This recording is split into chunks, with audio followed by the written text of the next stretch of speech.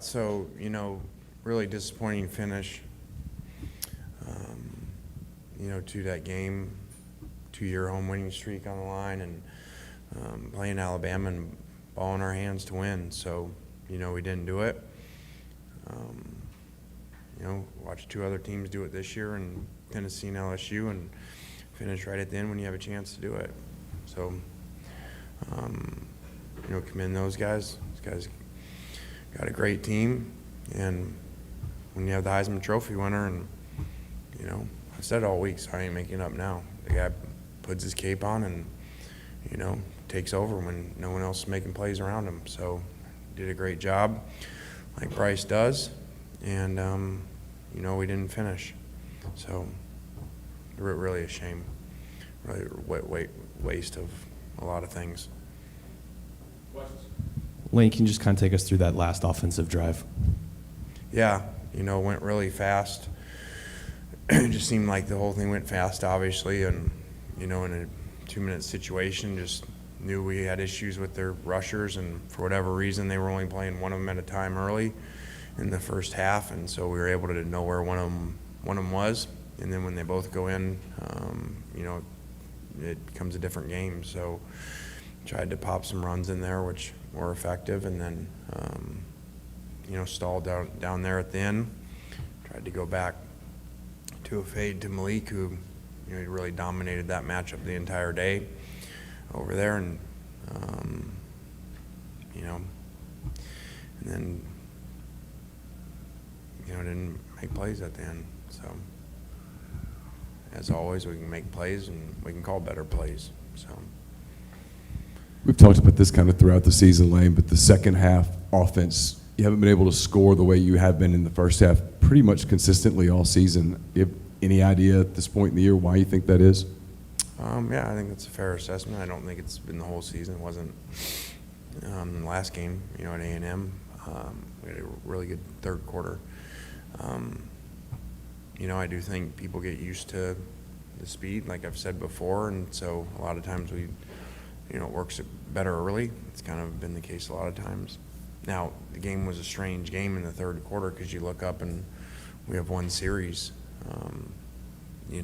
I think we had one series maybe for 14 minutes or something like that, and actually scored on it, scored a touchdown. So, and then we had back-to-back 3-and-outs. So I think offhand, until they're at the end, there's only 3 series there for, a quarter and a half. I think you held Alabama to, 22 yards in the first quarter. And just in the first half in general, what do you feel like was kind of working defensively? I thought our guys did a really good job, and, they were one-dimensional. They had, no ability to run the ball, and at times didn't care to. So, and, I get it. They got Bryce, and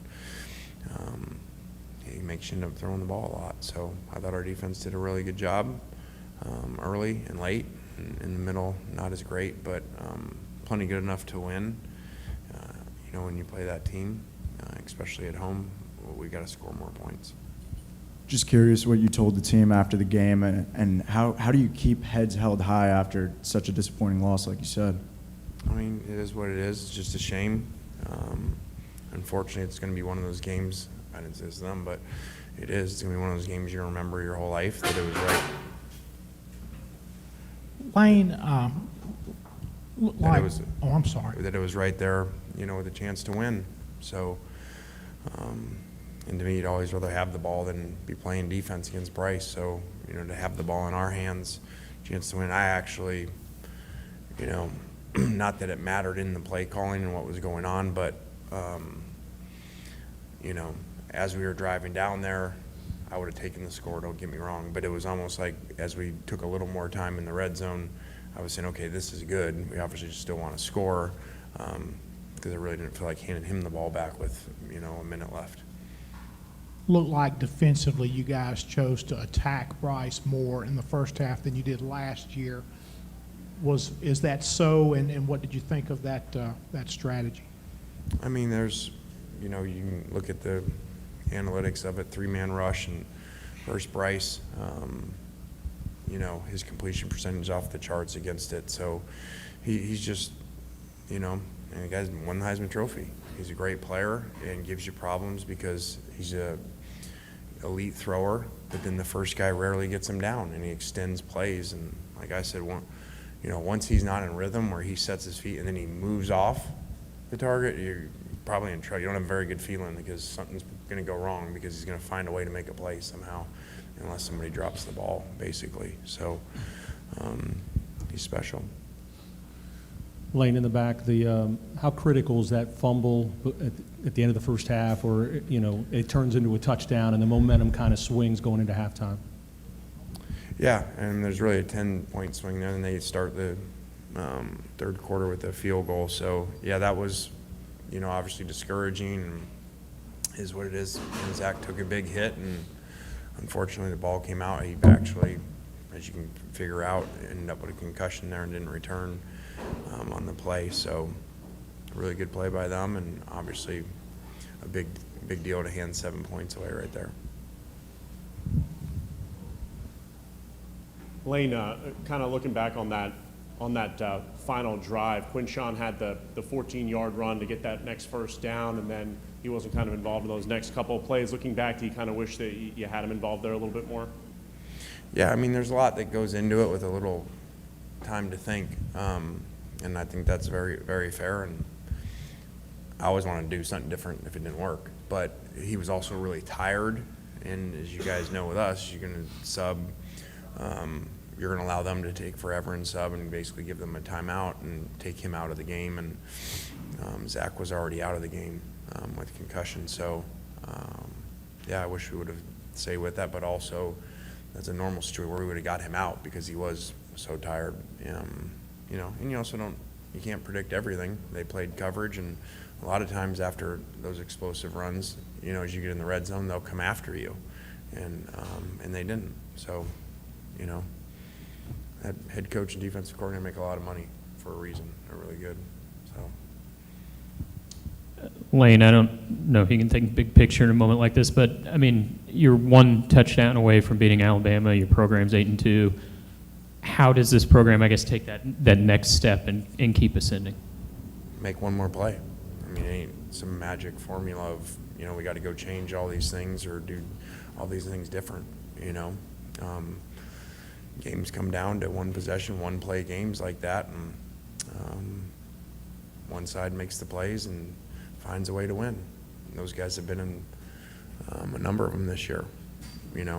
Texas has them like that, and the corner comes free and Bryce makes a miss. So, I don't know, you don't change your whole program when you're sitting at 8-2 and just lost your first home game in 2 years.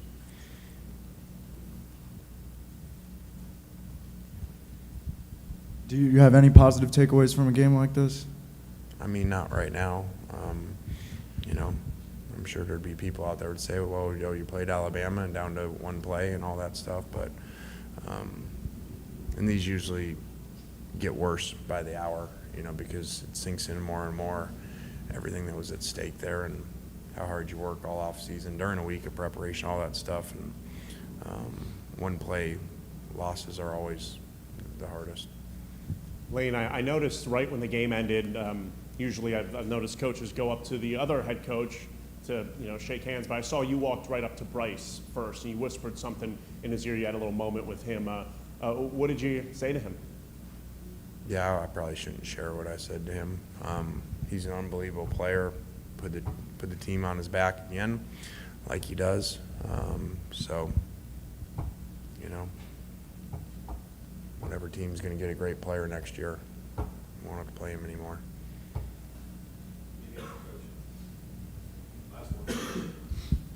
I guess even in defeat, Judd can still rush for 135 yards against one of the better rush defenses in the country. I mean, just kind of assess just what you saw through him just throughout 60 minutes. Yeah, I don't, guys, let me just explain it really well. I don't really give a shit about how many yards we had, how close the game was. We didn't win the game. And 2 years ago, we walked off this field, and I said, we didn't come here to cover spreads. We didn't come here to play what at the time was the #1 team in the country close. So all these things about, well, you did this good, and freshman running back, you rushed, it doesn't matter. We didn't win the game. So, maybe some other places that's good, or it's been here and good in the past. It ain't good enough.